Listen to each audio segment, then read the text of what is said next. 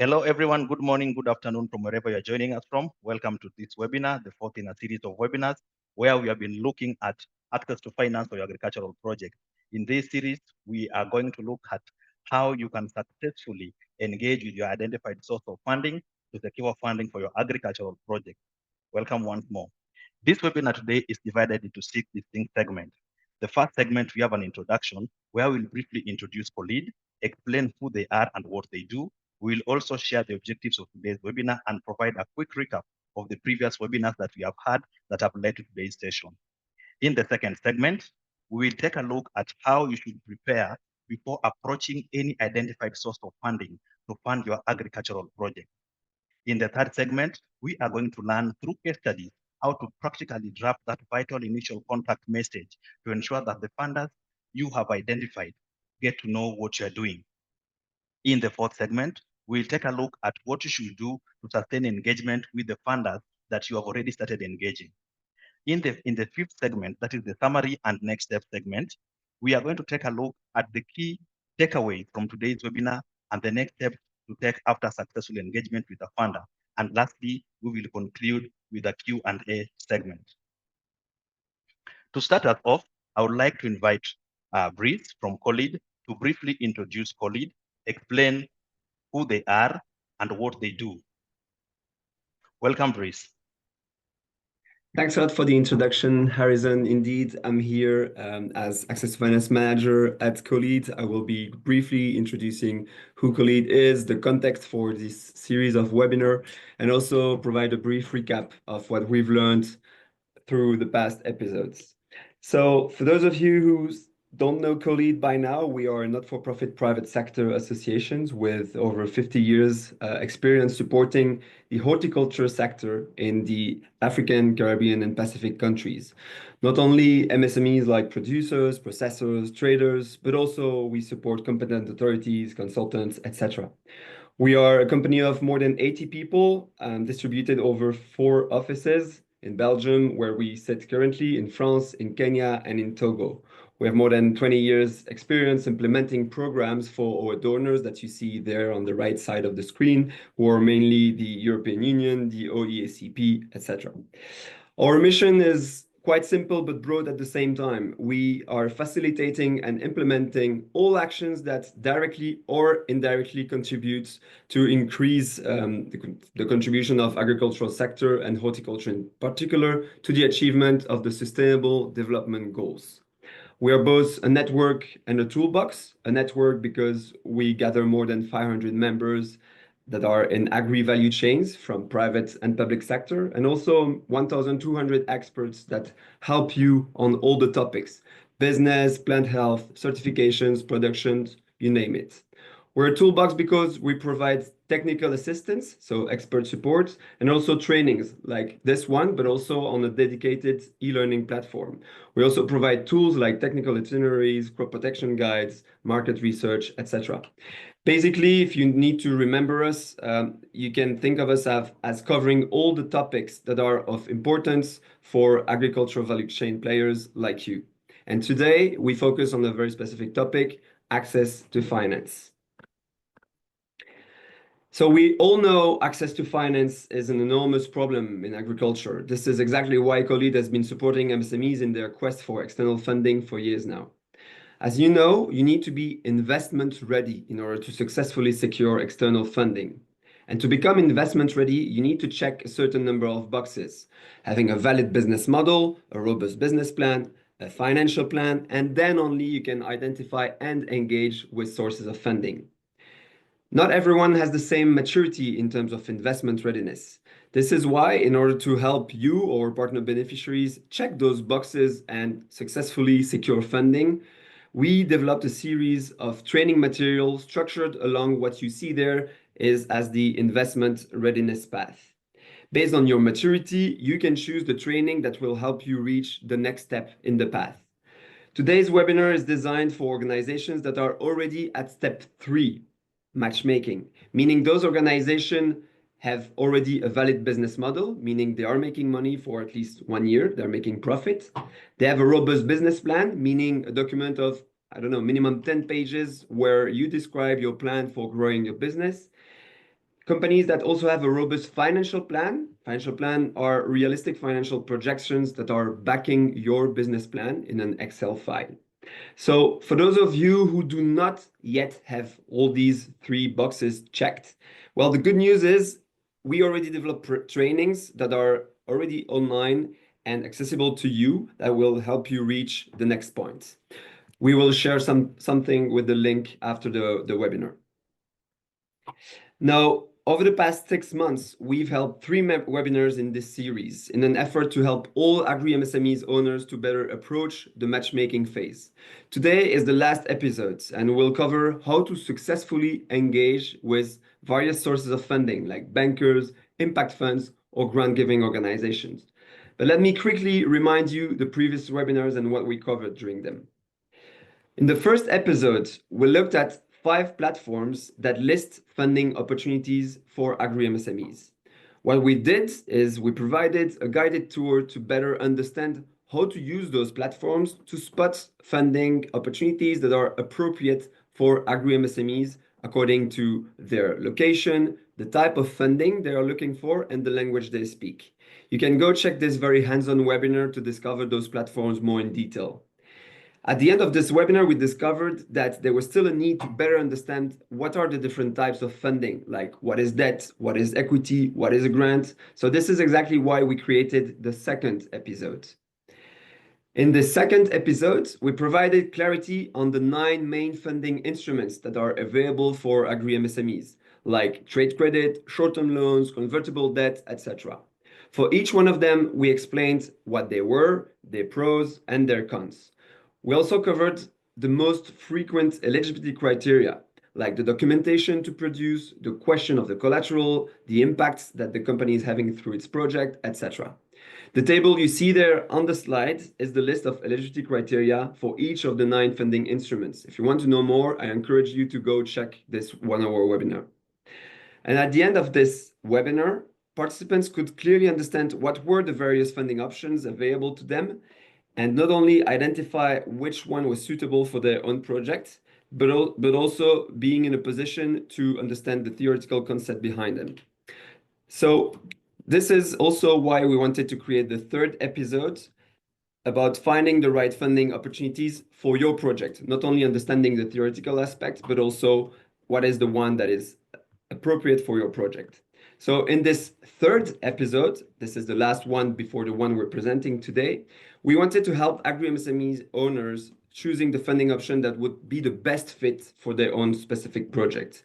For this purpose, we identified 6 key factors that you can use to determine the most suitable funding option for your project. At this point, what we're still missing is once you know where to find the funding opportunities thanks to the platform, this was episode 1, and you know the difference between the various funding instruments, this was episode 2, and you've identified how to select the one that is fit for your project, this was episode 3, you still need to know how to engage with those sources of funding, like go talk to the bank, talk to the impact fund, or talk to your client. And this is exactly why we will cover this in today's episodes. So one last thing before handing over to Harrison. Why would we dedicate an entire webinar to this topic?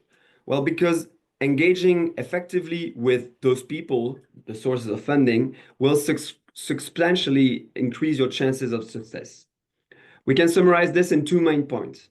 First, if you follow these principles that we're going to present today, it will clarify the fact that you are eligible to these sources of funding.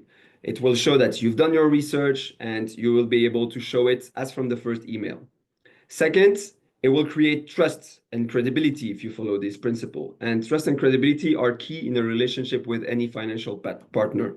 So these best practices, all in all, they will increase your chances of securing funding. And even if it doesn't work with the first one you had initially targeted, the good impression that you will leave with this person or with this entity can bring you an introduction to other investors. Know that this is clear why attending such a webinar will be beneficial for you. I will leave the floor to the local expert, Harrison from AfriScope, who helped us develop this material. Harrison, the floor is yours. Thank you so much, Brice, for that wonderful and great introduction. My name is Harrison Odongo. I'm the head of business development services at AfriScope Research Limited, a company based in Kenya. for the past 10 years have been supporting agri-SMEs in East Africa through business development, capacity building, and fundraising.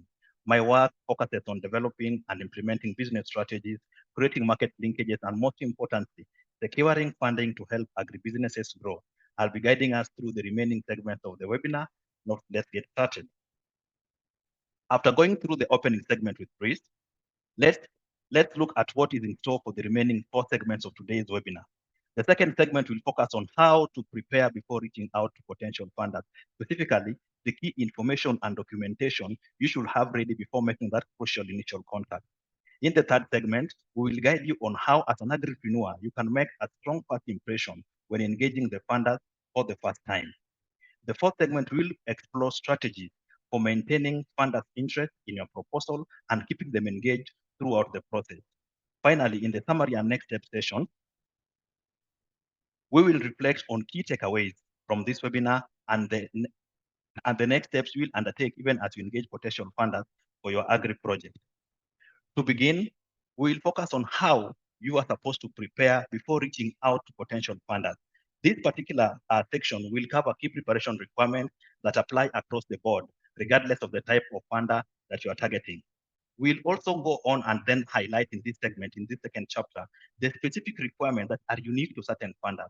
And finally, we'll wrap up the chapter by looking at a practical checklist that can help guide and simplify your preparation process. Let's jump right in. You know, as an agripreneur, based on past webinar series, Brice has taken us through chapter 1 and through a recap of this particular webinars that are already available online. You are already now, we assume you're already aware of your financial needs. You have also identified the sources of funding you want to approach. If you have not, do not worry. Check Colleague previous webinars on this particular topic. They are available on YouTube to assist you on how to go about it. Now that you have a funding need and you know the prospective funder you want to approach, the question is, how then do you go about preparing to approach them? You know, you've still not approached them. You just want you to start by preparing on how you are going to approach them. To answer this particular question, let's start by looking at 3 cross-cutting preparation that you need regardless of the funder that you've decided to approach. First, you need to research that particular source of funding. This will give you a complete understanding of the expectations and priorities. You will also get to know their ticket size, their preferred value chains, and their geographical focus, so that you don't decide to approach a funder who maybe finances companies in Kenya, yet you're based in Malawi, and maybe you are in Ghana and the company finances people based in Ghana, and such kind of things. Secondly, you need to prepare key documentations. From the research that you've already done in the first step, you will establish the document that the funder you decided to approach will need. Create a data bank of these documents. For instance, you'll see, do they require a business plan? Have it ready. Do they require to have a financial plan? Have that ready. Do they require to have those compliance and registration documentation? Have all that ready and in place and store them in their updated format in your data bank. Lastly, you also need to ask yourself, if you as an agripreneur, you always present a professional image, more so in how you communicate. If your answer is no, then it is time for you to start practicing your communication. For instance, it's the simple thing. How fast do you often reply to email or return phone calls? Because those are some of the common avenues through which the funder you have approached will communicate with you. All this is very important as it will help to build a professional image, something that most funders always want to see from the SMEs, from the agri-SMEs they want to finance. So let's start by unpacking these 3 cross-cutting preparation requirements one by one, starting with researching the funder. And we ask ourselves in this, why should you take time to research the funder? This will help you save a lot of time. It will help you save a lot of time. Knowing the funder will prevent you from wasting time approaching funders who are not aligned to your funding needs. For instance, approaching a funder who only finances maybe avocado as a crop, yet you are a tomato farmer. Secondly, it will help craft a compelling outreach message. Knowing the funder will ensure that your communication ticks all the right boxes, increasing your chances of getting funding that you seek. We are going to take a look at this in a more in-depth manner in the next chapter of this particular webinar. So now that we've seen all the good things that comes from researching the funder, what exactly should you research about the funder even as you prepare to approach them? First, research their profile. Look to find out who they are and the type of businesses that they often finance. Currently, there are so many funders outside there who are able to finance agri-MSMEs. Trust me, I do fundraising for a lot of agri-MSMEs. But if you want to get it easy, do not approach a funder that is a mismatch to you. So that's why it's important for you to research their profile, look and find out who they are and what kind of businesses they normally finance. Because agriculture is wide. You may be in avocado and they're likely to finance tomatoes. So do that. Secondly, check their eligibility criteria and the application process in order to establish what you as an entrepreneur need to do or need to have in order to qualify for their funding. And if you find that you are qualifying for this particular funding, how then do you need to go through the application process? All this will be available if you check the eligibility criteria. This information will be available online. Thirdly, you need to research and establish their funding patterns by looking at their past investments. Go to their website and check who are the kind of enterprises these people have financed in the past, and check whether the information you find there is congruent with what you are doing as an agri-SME. It is also important that you know who the key decision makers are, as the information will help you shape and craft the outreach message, because you will shape it in a way that resonates with the person that will make that particular decision. So now that we've already understood why we research and what to research, where should you focus your research in order to find all this information? First, you need to look in public records, such as the funders website. This information will be available there. You also can take a look at their report, like their press release.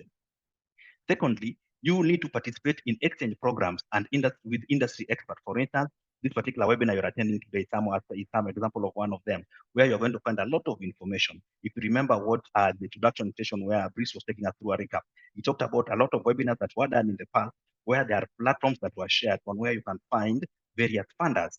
So you get the information from there. Make use of LinkedIn as a platform where you're going to find the information on the key decision makers of the funding you are approaching, so that you know how they are, what they like, to tailor your message according to what you're seeing from their profile. Lastly, you need to make use of artificial intelligence. We are in the era of now AI. Make use of platforms such as ChatGPT. However, let's remember that even as you adopt artificial intelligence as a tool to streamline your funding search, always double check its work. Ensure your use of artificial intelligence to support. You use it to support, but not to replace your decisions as a business owner or a director. Furthermore, it is important to note that AI is not foolproof. Therefore, always verify the content it gives you for accuracy. So, after researching your funder, the next crucial step in your preparation journey is documentation. And we also ask ourselves, why is it important to document? From my experience fundraising for agri-SMEs, I can tell you for a fact, your level of document preparedness will largely determine whether or not you get funded. You see, these documents are the window funders use to assess your business for credibility and for risk. So having well-organized documents in the requested format will build trust and speed up the scrutiny process, therefore making the funding decision even come in a much faster fashion. So what are the key documents you need to prepare? One, we see a couple of documents. For instance, a business plan, but not just any business plan, a bankable business plan that speaks directly to the funder. We are in luck also here because Collead also has resources on this that are available online on how you can create not just any business plan, but a bankable one. I've seen several enterprises that you're trying to fundraise money for bring you something that they call a business plan, but if you go through it, you don't have the urge to finance this particular enterprise because that business plan is not bankable, and in most cases, they're normally not even updated. Secondly, you need to ensure that you have your financial plan ready. This should ensure that it includes maybe your actual and projected income statement, your balance sheet, and your cash flow statement. The document should also include your funding request. State clearly how much you need, what you need it for, and how you think your business will perform once you get this resource in of the funding that you are seeking. Do not forget also legal documentation like business registration, your tax compliance certificate, and all regulatory documents that you need, both for the business and for you as the director of the business. Dealing with a lot of enterprises, a lot of agri-SME, I know for a fact that business people are always very busy. You have little time on your hands. Then how then do you make time preparing this document, preparing this document and making it easy to do? I tell you that it is very simple. You need to create a checklist of all documents you need to put in place. You will get to know what to prepare from the research that you conducted initially after starting the preparation process. After preparing the document, put them in a data bank for easy access and ensure that the documents in your data bank are always updated. And we are talking about also, we talked about the use of AI, because I know that as business people, you are going to approach various funders. So always use artificial intelligence to help you refine this document so that what you presented to funder A is different from what you're going to present to funder B based on what funder B wants to look and see. So since the funders you are approaching rely heavily on documentation to understand your business, as you've said in the past, when you tailor your documents to the funder's interest, you show that you understand what that particular funder who cares about, be it a funder who cares about repayment or be it one that cares about returns. This not only makes your application strong, but also builds confidence in your business, improving your chances of getting financed. So now that you've done your research and you've prepared relevant documentation, the third crucial step in your preparation journey is communication, because now you need to prepare how you are then going to tell this information to the third party outside there, who is the funder. This preparation will ensure that when you eventually start communicating, your communication will not only connect with the funder that you decided to approach, but will also address their priorities and align with their expectations. So why is practicing communication important as an entrepreneur looking for funding? First, it will help build confidence. So when you practice, you are going to reduce your level of nervousness when you eventually approach the funder, as you are going to feel that you are very ready. Secondly, we've always seen that preparation will ensure that your communication is concise. Mark, this particular funder you are approaching receives a lot of applications from several people. Ensure that your communication to them, the initial contact, is very concise, enabling you to deliver the message that you want to pass in a very effective manner.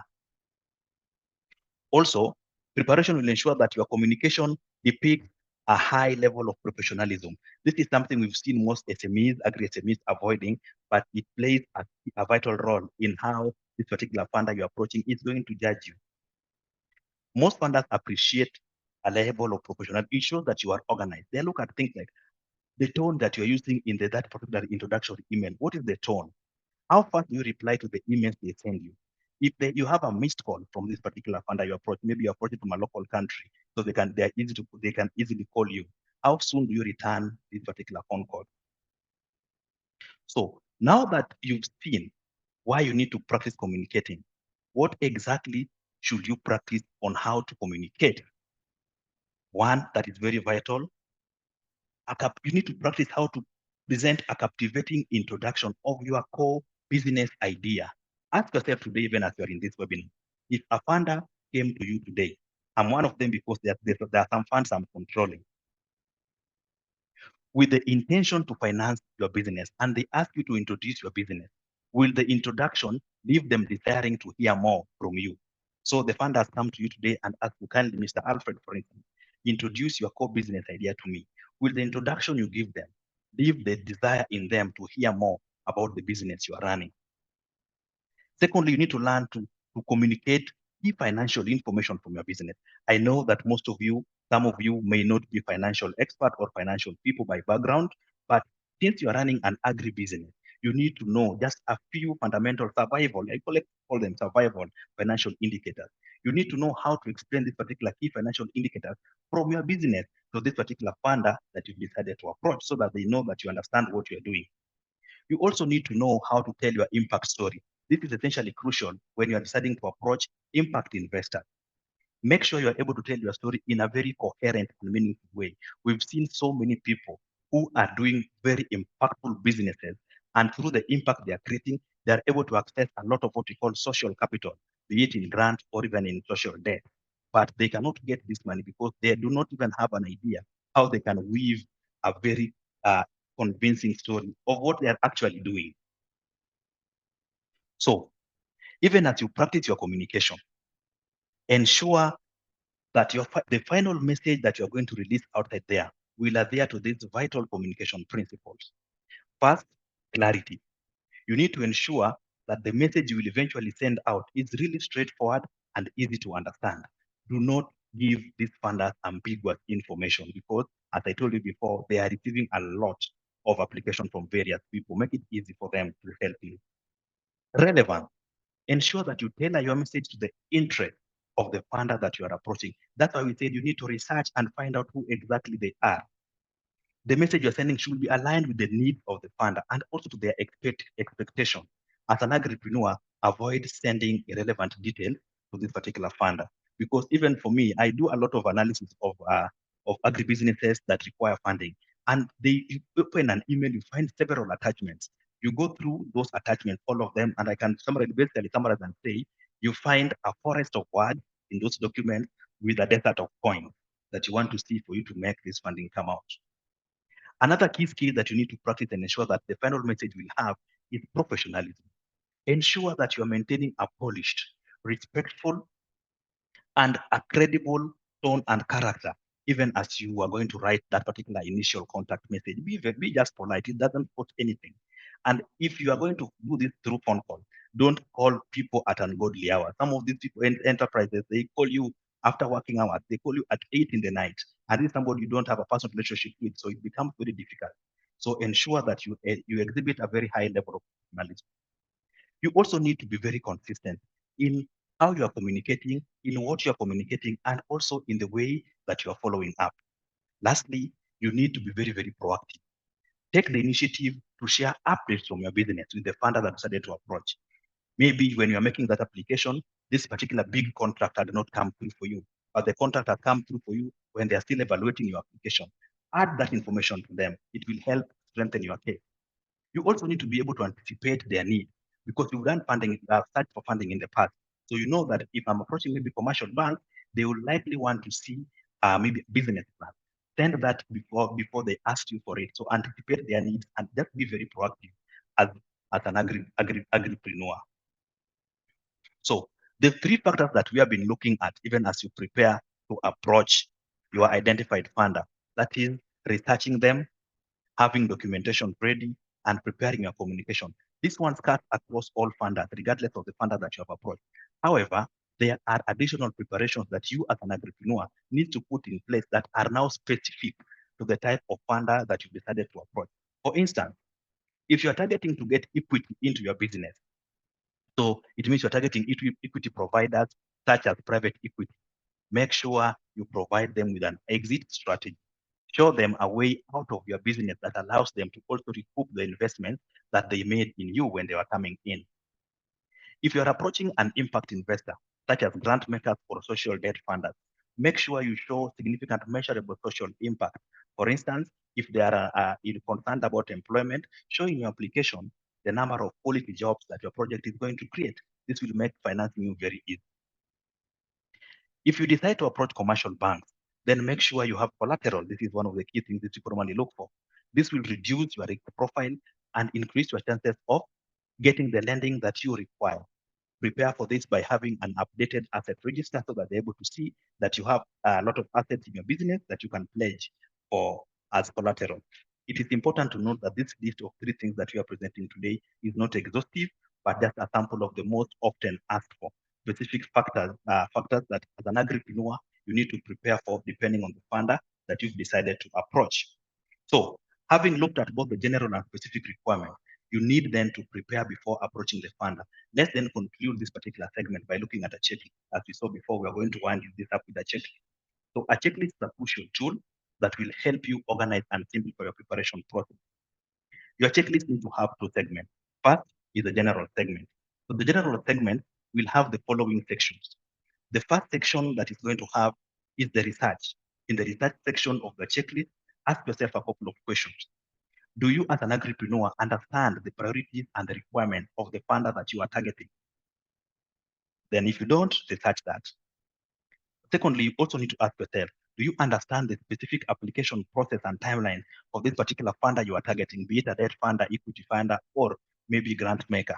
If your answer is yes, then you need to move to the next segment, that is documentation. Similarly, here, also ask yourself the following question. Do you have all your legal documents in place? Do you have a bankable business plan? Is your pitch deck ready to go? Do you have a financial plan, and does it include things like your financial need ready? So if the answer here is yes, then we move to the third step where we look into communication. So ask yourself again, are you confident in your ability to communicate your business value and impact clearly? You can also ask yourself whether you can confidently articulate your business model and the value proposition in a concise and engaging pitch. So those are the three key requirements that we saw that you need to prepare for, regardless of the type, any funder that you're approaching.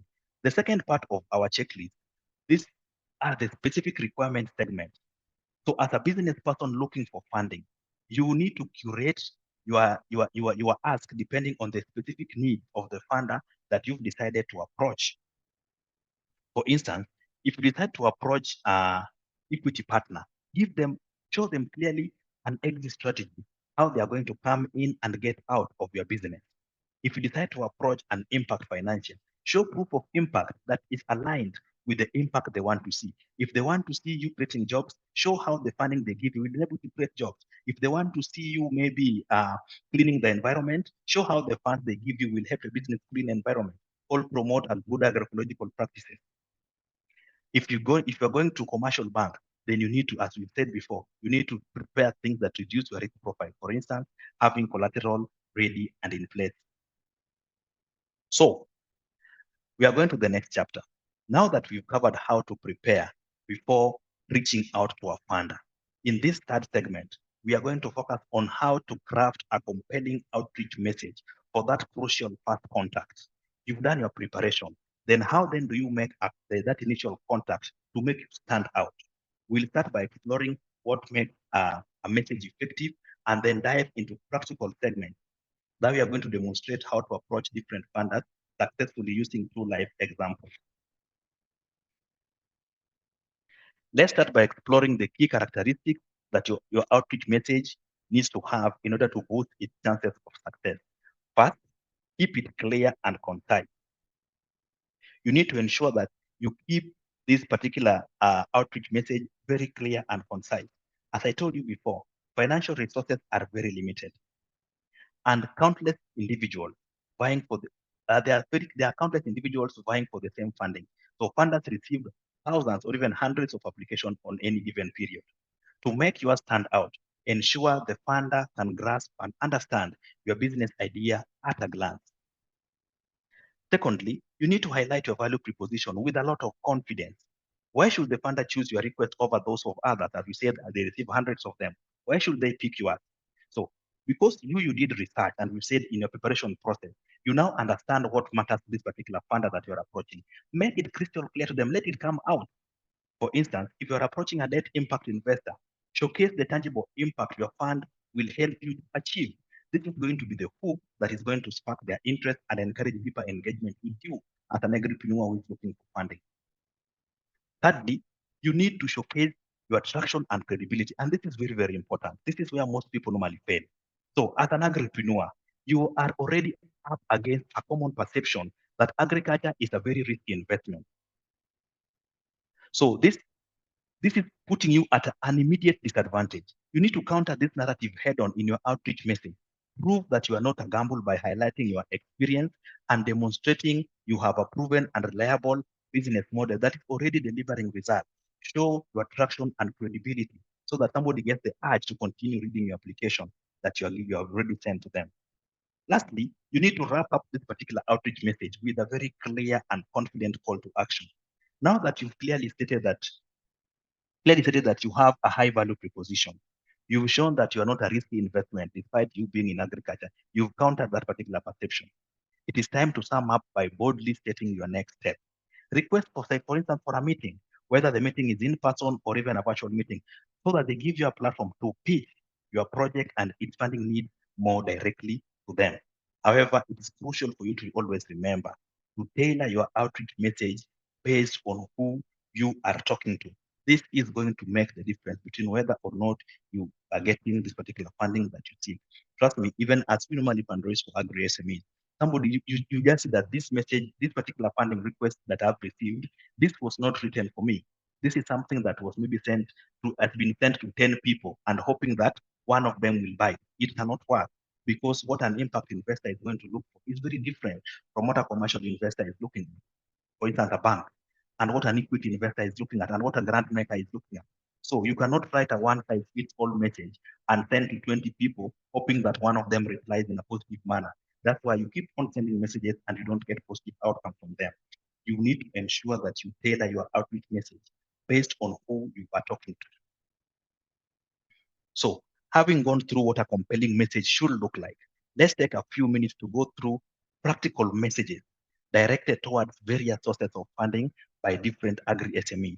To start us off, let's look at how you can get advance payment, which is a form of internal financing from one of your customers. So in the next two slides, we are going to take time to go through how to practically write this particular outreach message to ensure that at least now your fortune starts improving even as you approach the various funders you have in mind. To achieve this, one of the key things you're supposed to do is look at the key focus. You need to know the focus of the funder. What is their focus even before you write any message to them? As we said before, research will provide you with this information. You're going to know exactly what that particular funder you're approaching focuses on, what their key focus is. So for customer prepayment, which is a form of internal financing, you need to assure those particular customers that you're taking money from, that the money they are prepaying will not disappear within your system by highlighting your clear record of reliability since the two of you started trading. Also need to show that by them pre-financing the purchase, it is aligned with their interest, not only your interest. So to practically illustrate this, let's use a case study of a mango producer, hypothetically based in Ghana. So from this particular case study, you can see that the business has received an order from a company called Gold Coast Exports, but it is short of cash and therefore cannot fill that order in record time. The director has therefore wisely thought to use internal financing by going back to the customer who has made the order to ask them to make an advance payment. So you see, this is one form of funding that is normally available to several business people, but very few of very few businesses in agriculture normally make use of this form of funding. I don't know why, but it's one of the easiest to get. So let's take 10 seconds to read through this particular funding request email sent by the director to that particular customer before we review it together.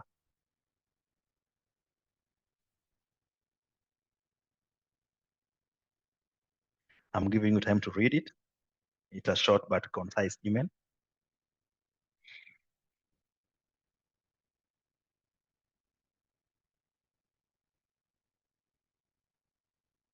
All right.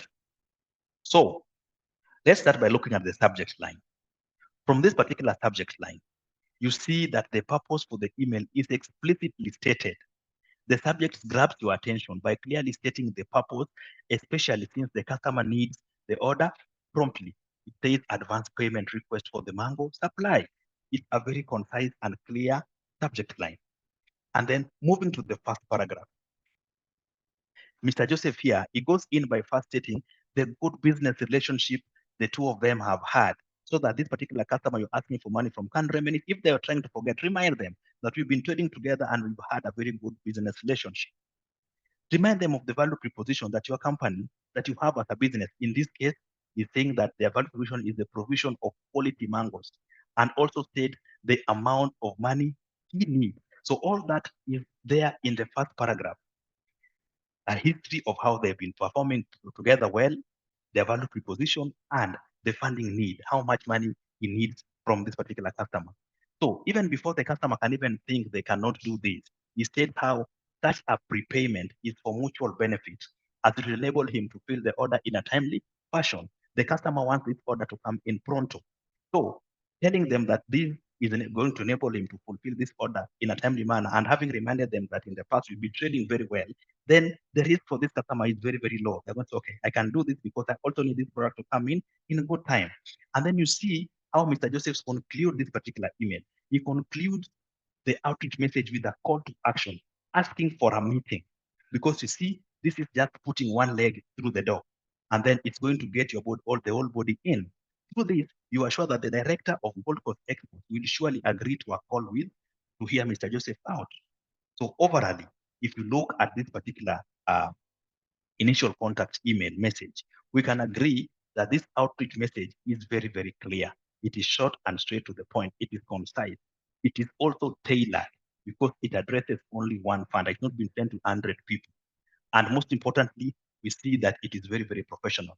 You see, this kind of message is very, very polite. It's written in a very professional manner. So as a disclaimer, this example and the next one that I'm going to give, I've actually used actual funding sources, and these have been used only for illustrative purposes in order to enhance understanding and do not in any way imply any guarantee of funding from them or any endorsement of the funders that we are using here today from by colleague. So in our next example, that one looked into how you're supposed to get internal funding. So our next example is going to check on how you can do an outreach message for a grant funder, for a grant funder. So we're going to use the same hypothetical company from Nigeria, sending a message to Mastercard Foundation. So from your research, you will learn that grant makers, I said before, look at the key focus of the funder you are going to approach. So from the research that you are going to do, you are going to learn that grant makers you want to message need to not only show them the impact, but you need to also align with their mission, their long-term strategy, and also address the key problem that they are focusing on to address. So to put this in perspective, we are also going to use a case study of a company, basically a professional company called Sustainable Harvest, a social enterprise based in Nigeria. From the case study, we see that the company runs a program addressing food insecurity and youth unemployment and is seeking $500,000 to replicate the success it has achieved in its first phase of the same program.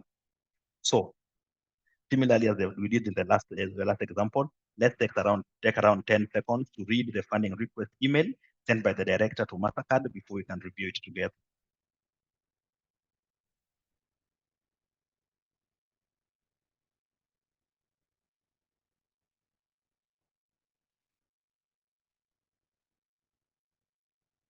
All right. From the email, we immediately see a very strong value preposition. The email positions the company as a social enterprise, tackling food insecurity and youth unemployment. Those are the values it has. These are two pressing issues. At the same time, it links this initiative to this initiative to the initiative Mastercard is rolling out, making it relevant and also mission driven, because they know that Mastercard in that particular country, it maybe is focused on ensuring that youth are employed, and the country is food sufficient and sustainable food sufficient. So it is linking this to that particular initiative, making it mission driven. From the same email, we are also able to see a proven record of success, as we told you, state traction and credibility. The message highlights past results. In the past result, Sustainable Harvest was able to create 4,000 jobs. They were able to generate 6,000 tons of additional food. And most importantly, a high conversion rate of maybe $80 in social return for every $1 of funding spent. So this is going to look very lucrative to Mastercard. So if I give these people some money, they are going to give me this maybe more than 2 or 3 or 5 folds in the impact. So this demonstrates traction and a measurable track record, building credibility and reducing risk perception to the grant maker that you've decided to approach. There's also a clear funding request and goals. The request is for $500,000. It's very clear. And it is also tied to specific but ambitious outcomes. They want to use this money to create 10,000 jobs and add an additional 14,000 metric tons of food in 2 years. So this one shows a focused plan for expansion and the impact that particular plan is going to achieve. Looking at the same email, we also see an alignment with the funder's mission. The email is also explicitly stating how the project aligns with Mastercard Foundation's priorities. This alignment invites collaboration and positions the project as a natural fit. Lastly, we see a call to action, just as the previous example. The director is asking for a call in a direct and proactive manner. The director, through her call to action, is also signaling urgency and readiness to engage, while at the same time remaining very, very polite. You see words like, will you be available for a meeting next week? You see that? So the call to action is there. It is both proactive and direct. It signals urgency and also readiness to engage while still maintaining, still having the ability to remain polite. So looking at this particular outreach message, apart from just being polite and professionally done, it conforms with all the key principles for a well-crafted outreach message that we had earlier discussed. And coming from a person who does fundraising, I can tell you, these emails, they normally look very simple. But if you do the right thing in the simple introductory email, because it's the first point of contact that funder will have with you, you'll be surprised at how many of them reply that they are willing to come and to the table and listen to you, either come to our offices or let's schedule a Zoom call for maybe 1 hour to hear you out. So you have already crafted and sent out a compelling initial contact message. In this fourth segment of the webinar, we are going to look at how to sustain the engagement that you have now started. You've done your preparation. You've drafted that particular compelling message and sent it out. How then do you know go ahead and sustain this particular engagement? Now that you've sent a well-crafted, interest-generating outreach message, your next question is, how then do you sustain the engagement that you have started? It is important to note that engaging with funders is not a one-time transaction. It's about building trust over time, since a strong relationship will increase the likelihood of your project getting funding now and also in the future. So to achieve a sustained engagement, you need to do the following. First, you need to consistently follow up with the funder that you have approached. Secondly, you need to provide timely responses to their messages and inquiries, because they're definitely going to be a lot of back and forth between you and this particular funder. Be there to respond in a timely fashion. You also need to respect their time and decisions. Engage professionally, even if they decline to finance at the moment. You also need to build a long-term relationship with them. Learn that a no today does not mean a no forever. Let's now take a detailed look at these factors one by one, and also look at practical ways to sustain engagement with any funder with whom you've decided to initiate communication. First, to sustain engagement through consistent follow-up, you as an agripreneur, you need to establish a clear follow-up schedule. For instance, you can decide, I'm going to do follow-up maybe every 2 or every 4 weeks, but be very keen not to spam this particular funder. I told you before that I manage a certain fund. This fund is at AfriScope, we manage a certain fund. The fund is for people who are in a nutritious value chain, basically in the agricultural sector. But somebody has made an application, and every morning you come to work, you open your emails and you find, hello sir, I hope you are doing well. How is the application? How is the review process going? And it comes every 2 or every 3 days until it starts looking like the person is now canvassing. So you need to ensure that you are following up in a consistent manner, but also be very keen to balance it out to ensure that you are not spamming this particular funder. You also need to share relevant updates on your progress, as I said before, and the milestones that you have achieved. For instance, if during the application process, a major contract has come your way, share the information, because this will really help in strengthening your application. In terms of responsiveness, ensure you respond to inquiries from the funder within 24 to 48 hours. Always check your email. I know as agribusiness people, some of you spend a lot of time in the farms, or some of you spend a lot of time in your factories as you're adding value to agricultural products. Dedicate a couple of minutes just to go and check your email to see what has come into you. I mean, what needs your immediate attention. There are people, you even just sending them a contract that is supposed to sign so that you can now disburse the money to them. They take even a week without seeing that particular message. So ensure that you respond to inquiries within maybe maximum of 24 to 48 hours. Always be prepared to address any potential concerns or objections from the funder, because there's going to be a lot of back and forth. Importantly, if you don't have the answer to the question you've been asked, acknowledge that you've received the question and commit to the funder that you are finding information and you're going to share it as soon as possible.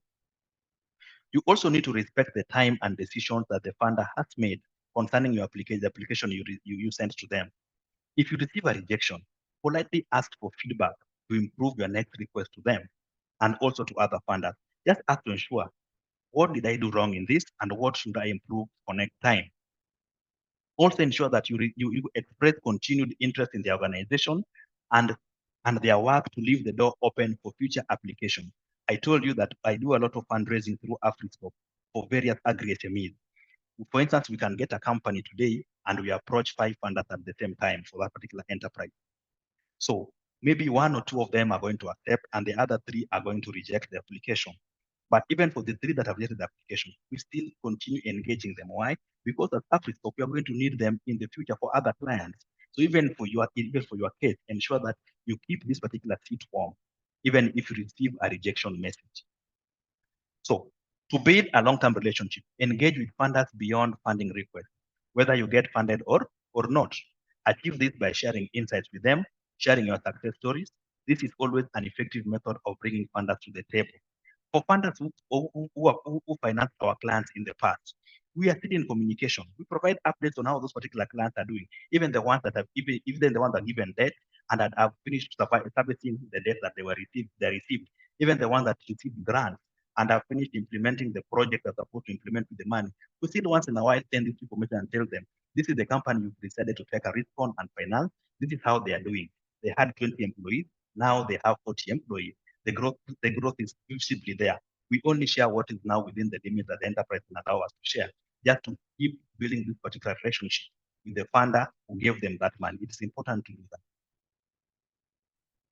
So in chapter 5, we have looked at how to prepare before contacting the funder, how to write a compelling message to make that particular first contact, and how to sustain engagement after the initial contact.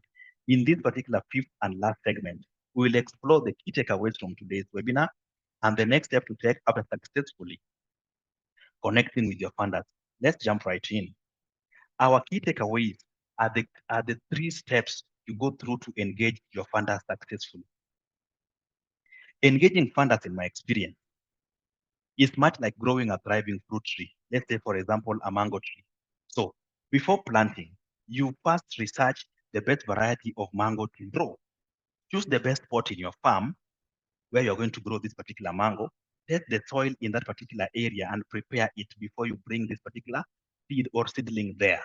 This is similar to the preparation you must undergo before approaching any funder.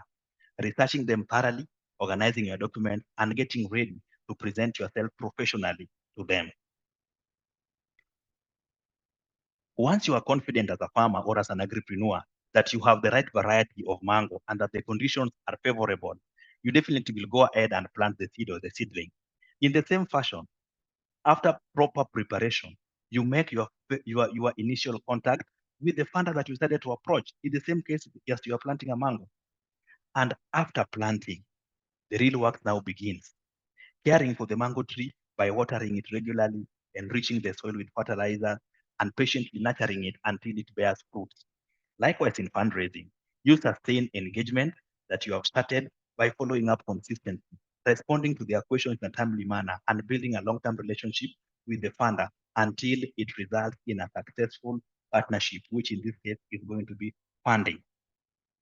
As I conclude, once you've made a successful initial contact and impressed the funder enough to bring them to the table, you should prepare to go through the following crucial steps. First, due diligence by the funder. Most people normally fail here, and I don't know why you can fail due diligence. This is the process where the funder verifies the information you provided before making a final decision. To prepare for this, you need to be very, very honest and transparent and respond promptly to questions and requests for documents that they ask for you. If you are honest in the documents that you provided for the funder, trust me, you are not going to fail due diligence. Secondly, negotiation and deal closing. This involves reviewing the terms and finalizing the particular agreement. To prepare, make sure you understand both your value and that of your business to secure a good deal. You need to understand your value as a business person and the value of the business that you are currently running. It's also important to seek legal counsel to ensure that you fully understand the terms in the agreement before you put pen to paper. Finally, handling rejection. Not every fundraising journey is going to end in a yes. That is something you need to understand. Sometimes the answer will be a no, but it is important to remember that a no today does not mean a no forever. If your application is rejected, ask for feedback as we saw initially to understand why and learn what to improve so that you can make your future, you can make use of future opportunities and ensure that the future applications you make are successful. As we are closing, let me invite Bruce back to take us through resources that Khalid has for you that you can also benefit from, and also the Q&A session. Reese, welcome. Thank you, Harrison. Thanks a lot. Wow, that was a lot of information. It was great. Thank you for articulating them in such a way that we can all better understand now how we can successfully engage with those sources of funding once we've identified the ones that are fit for our project. I think it was very insightful and it really helped us being more prepared for this step. So for those ones who, for who this is still a bit new, I invite you to check the slides. We will send them afterwards, so feel free to go carefully through them and feel free to reach out to us afterwards to ask questions. This is really why we're here for. And before going to question and answers, I have two main messages. The first one is that at CoLead today, we focused on access to finance webinars, but of course, we do have other material that are available for you. And the material that could be helpful for you is part of what we call the business package. So this is a complete set of self-study courses on the main foundations, the main pillar of business. So it can be marketing, can be HR, it can be communication, corporate finance.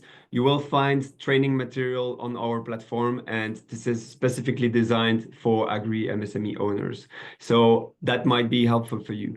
Another thing before going to Q&A is for me to kindly ask for your feedback. So these sessions we developed with AfriScope according to a path that we believe is consistent and relevant for you. But we are always looking for feedback from you, our partner beneficiaries, Agri-MSME owners that are on the field facing these difficulties. And this is exactly why we will send you by email a survey. Please tell us in the survey what you found of this webinar series. Like, did you find it long enough or going deep enough, or were there enough practical examples? Do you still have some needs regarding this topic? So we are really happy to take this feedback, improve our material, and maybe organize a new webinar specifically to address concerns that you might have. So please take the time to tell us what you think. It's really helping us,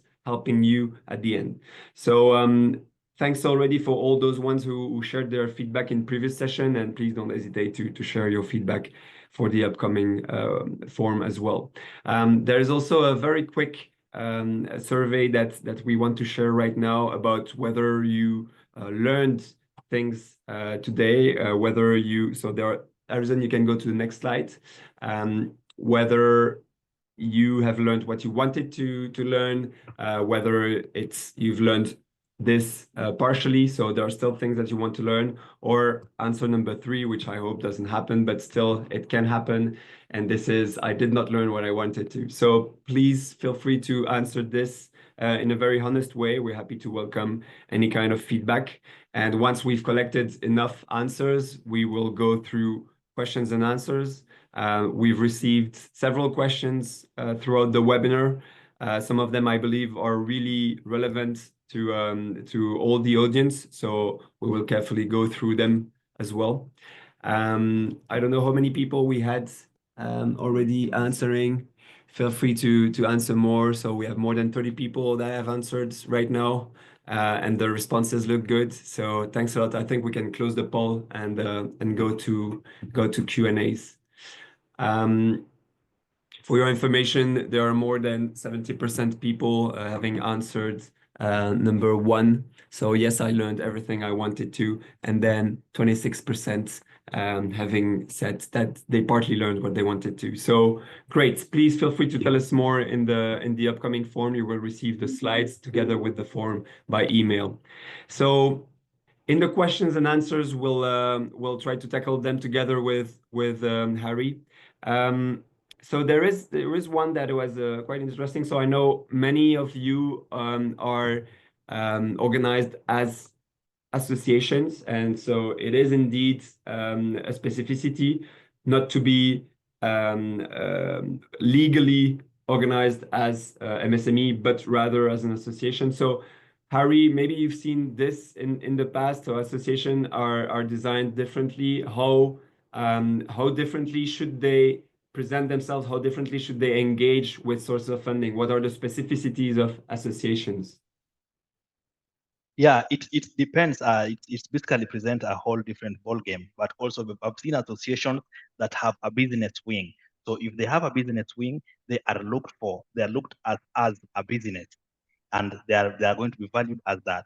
But if you have an association, and most of them are normally see they are looking for impact funding, not basically commercial funding, then the game remains the same. That our association, we are an association looking for maybe association of tomato manufacturers in Ghana.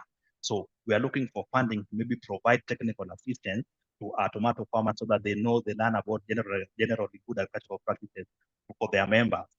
So they're going to approach maybe a funder, for instance, an impact funder, let's say MasterCard or somebody else, and then they are going to present why they need this. So if you give us this money, we are going to make our people become compliant. They become compliant so that the product they produce can be exported into EU, which is going to increase a lot of employment in the region. It's going to increase the dependency ratio among our members and such kind of impacts that also are aligned with the grant maker that decided to approach. So the key thing here is to research the grant maker. First of all, as an association, know exactly what you want to achieve. What do we want to achieve?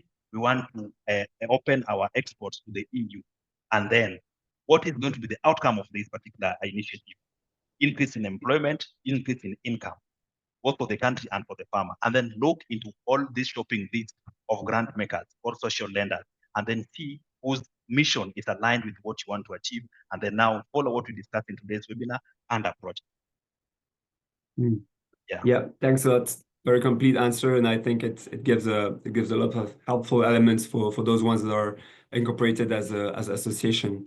I also see quite a number of questions on where and who can provide funding. So who can provide funding? Where can I access the funding?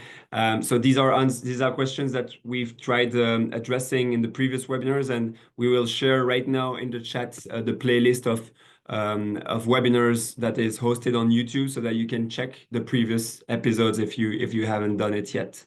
Yeah. We also received a question from, before you continue, yes, I can add something to that. Yes. There is, as Go we ahead. know, as agri-SMEs, people normally say that there are no many people who can finance you.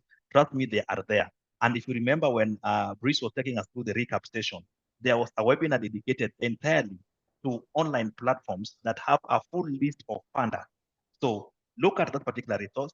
It's available on YouTube, as he has said. Go click on it and look at them one by one. You are going to find somebody with money who is just looking for you. They have the money, but they cannot find people to give the money because you don't even know they are existing. So that particular webinar is going to make you know, make you aware of their existence. Kindly go and check it out. Yeah, I concur with what Harry is saying. This is what we see when we talk to sources of funding. Very often, they cannot manage to find the appropriate candidates for their funding, and so it's hard for them to find the right agri-MSMEs. So if you're an agri-MSMEs and luckily you fall into the eligibility criteria, then the perfect match is there. It's just a matter of searching for it, preparing for it to be investment ready, and then applying. Hopefully, with the series of webinar, you're better prepared to do so. There was also a question from Esther Kayuki in Kenya, who is asking us to share an example of a tough question to expect from potential sources of funding. So, Harry, if you have some example, otherwise I can jump in. Okay, example of a tough question to expect from a source of funding that you are going to approach. I can look at it in this way. One of the things I normally find my clients complaining of is when they've been asked to project how their business is going to perform in the future. Because they are asking me, Harrison, I don't know how tomorrow is going to look like. And this is normally very difficult, especially for people who do not have documentation, who do not have financial records. Because I tell them, if you have financial records, then you are likely to become easy for you to project the future. So projection is what I normally see is a problem. One of the toughest questions that most of my clients normally get, but with the assistance of AfriScope, we normally help them with the projection. Yeah, I would totally agree with Harry. Myself, having worked as an impact investor in the past, this is what I used to hear from potential candidates saying like, okay, when I ask them about can you bring potential projections for the next years, and if we are in a long-term business, like for example, if you grow mangoes on trees or if you grow avocados on trees, they don't come in the next year, so you have to wait for the tree to bear fruit, of course, and so you don't know exactly how many, what is going to be your production, but it's always helpful to do projections with clear assumptions. And the clearer the assumptions, the clearer you will be able to communicate towards the source of funding. So they will be able to challenge the assumptions and say, okay, you say that per tree you will be able to harvest so many kilo of mango, and so they are able to benchmark this compared to other data that they might have or compared to average data from the region. And so the more objective you are in presenting your information, the clearer you are, then really the more easier it's going to get in the conversation with the source of funding. Because the source of funding's job is to find candidates in whom investing. And so they are incentivized to invest. So it's not as if they were, as if their job was just to reject everyone. They're really keen on investing in the right opportunities. They just have to understand what is a good opportunity for them. And the more clearly you communicate towards them, the easier it is for them as well. They do not always have this agricultural background. And so if you're able to talk in their language, if you're able to speak the same language as they are, then it will be much easier for them and you will stand out compared to other candidates for funding. I see other questions. Do you have guidance on market access agreement with large distribution chain for agricultural cooperatives? So this is quite specific. This is something we might have some information about, but this is not really the topic for today. So I will take this one offline and we will try to provide an answer. Okay, if there are any more questions, feel free to ask them in the chat now. I see we are an incubator legally incorporated as a limited liability firm. So we talked about the specificities of association. Here, incubator, limited liability firm, limited liability would give you the eligibility to be investable by a firm. It's just like the business model of an incubator is not the same as the business model of an agri-MSME in general. So you would have to go through the same process of having a valid business model, having a robust business plan, having a robust and credible financial plan. So the same process applies, it's just a different kind of business model. Today, we try to focus more on agri-MSMEs.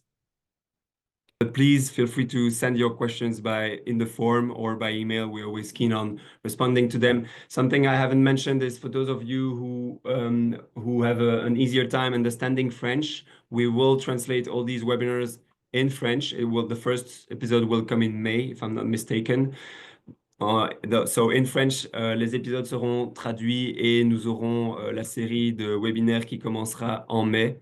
Donc, ce sera sans doute plus clair pour toutes les personnes qui parlent français à ce moment-là. And for the rest, I just have to thank the audience for their participation. Thanks a lot for keeping up with us. Thanks a lot also to Harrison and the whole team, Edna, Thomas, and the whole team also at Collead, who's worked on these webinars. We're really here. We strive to produce material that makes sense for you, Agri-MSMEs owners or partner beneficiaries. This is our mandate at Collead, and we really try to do our best to empower you and to equip you with the right knowledge, tools, and tips to more successfully secure funding. So please, if again, I know I insist on this, but please, if you have feedback, send it over and we'll be glad to incorporate it in our next sessions. Thanks a lot. Thank you, Harry. Thank you.